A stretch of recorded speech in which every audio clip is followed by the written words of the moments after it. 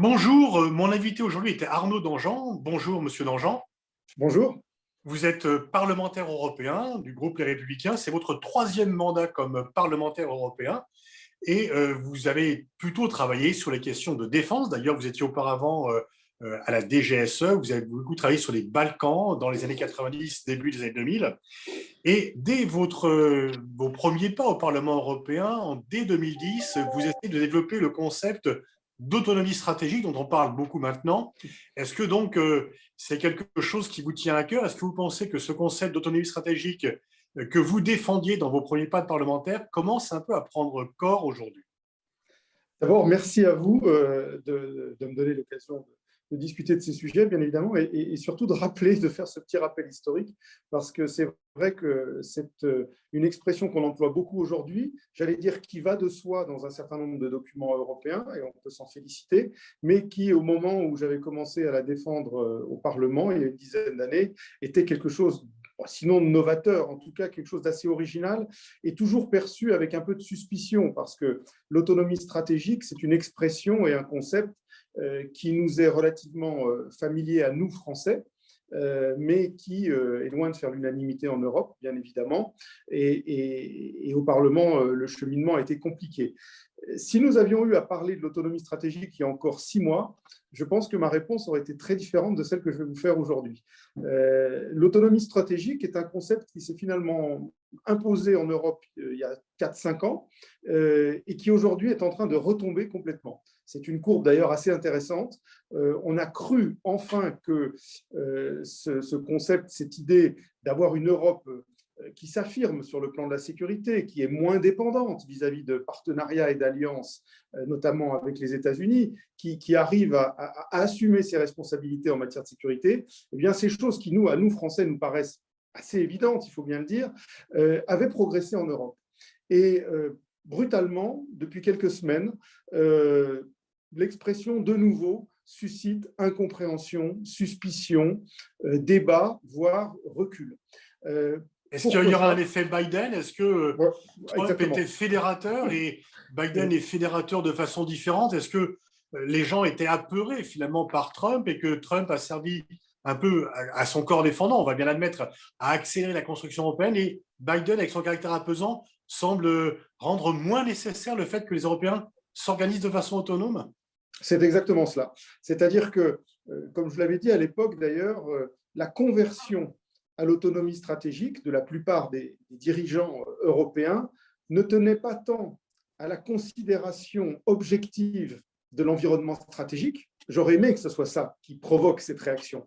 Mais en fait, la réaction, elle était beaucoup plus prosaïque que cela. C'est Trump, pardonnez-moi l'expression familière, mais c'est Trump qui a fichu la trouille aux Européens. C'est Trump qui, en remettant en cause le multilatéralisme d'une façon générale, en déclarant que l'Union européenne était son ennemi sur le plan commercial d'abord, mais également sur le plan de la construction politique, en déclarant que faire jouer l'article 5 de l'OTAN, l'automaticité n'était pas garantie. Bon, tout cela a fichu la trouille à la plupart de nos partenaires qui dépendent du partenariat transatlantique beaucoup plus que nous, Français, en matière de défense. On a eu des déclarations de la chancelière Merkel qui disait que la fiabilité de l'allié américain n'était plus la même. Bref, il y a eu toute une remise en cause de cette architecture de sécurité sur laquelle nous vivions depuis plusieurs décennies. Et évidemment, ça a incité les Européens à se retrouver. Évidemment, le retour de Biden, l'élection de Biden, c'est un immense ouf de soulagement et l'illusion, parce que moi je considère que c'est une illusion, mais l'illusion que nous allons revenir aux bonnes vieilles années confortables du partenariat transatlantique, années pendant lesquelles les États-Unis prennent en charge la sécurité de l'Europe, ce qui évite aux Européens de trop payer, de trop se concentrer sur ces sujets. Et en période de crise économique et sociale, on comprend qu'un certain nombre de pays ont envie de divertir, entre guillemets, les ressources et ne pas les affecter à la défense. Évidemment, ça a toujours été un débat en Europe.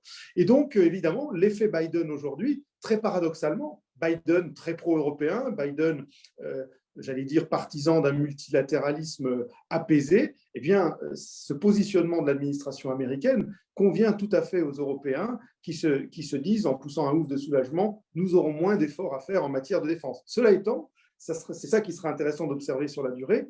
Il n'est pas exclu que ce soit Biden lui-même qui rappelle les Européens à leur tâche à la fois parce que les États-Unis vont encore sans doute exiger pas mal de choses au niveau de leurs alliés dans l'OTAN, au niveau budgétaire notamment, et puis deuxièmement, parce que peut-être que Biden, qui va être très pris par des dossiers pacifiques, par des dossiers indo-pacifiques, risque d'avoir un intérêt à ce que les Européens s'occupent un peu plus de leur propre sécurité et de leur environnement proche. On pourrait avoir une espèce d'ironie de l'histoire dans laquelle c'est les Européens qui renoncent, entre guillemets, à leur autonomie stratégique et les Américains qui les incitent à la reprendre en main. On n'en est pas encore là.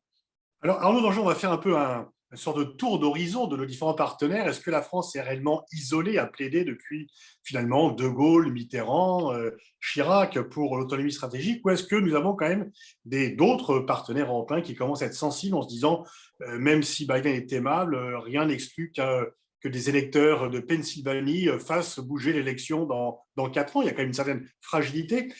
Que pensez-vous de l'attitude des Allemands? Alors, des Allemands au général. La ministre de la Défense avait fait entendre une musique différente. Est-ce que vous pensez qu'au sein de vos collègues allemands, que vous connaissez bien, que vous pratiquez depuis longtemps, il y a une plus grande stabilité aussi dans les parlementaires européens allemands, est-ce qu'il y a quand même un peu plus, est-ce que vous sentez une évolution depuis que vous exercez les fonctions? Est-ce que ces thèses-là, quand même, commencent un peu à gagner parce que, tout simplement, l'Allemagne gagne en confiance en elle-même?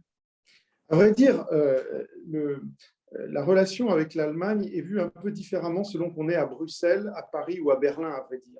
Et à Bruxelles, y compris avec mes collègues allemands, j'ai l'impression que j'ai des collègues allemands ici qui sont un peu atypiques par rapport à la position de Berlin. C'est-à-dire qu'ils sont à la fois plus européens, c'est-à-dire par définition en étant à Bruxelles depuis un certain nombre d'années, mais ils sont aussi beaucoup plus sensibles aux thématiques portées par la France, que ce soit des thématiques géographiques, et notamment l'Afrique et le flanc sud, et que ce soit des thématiques capacitaires ou doctrinales sur le plan de l'autonomie stratégique. Donc mes collègues allemands ici ont adhéré depuis assez longtemps finalement à l'autonomie stratégique, mais malheureusement, ce n'est pas eux qui décident.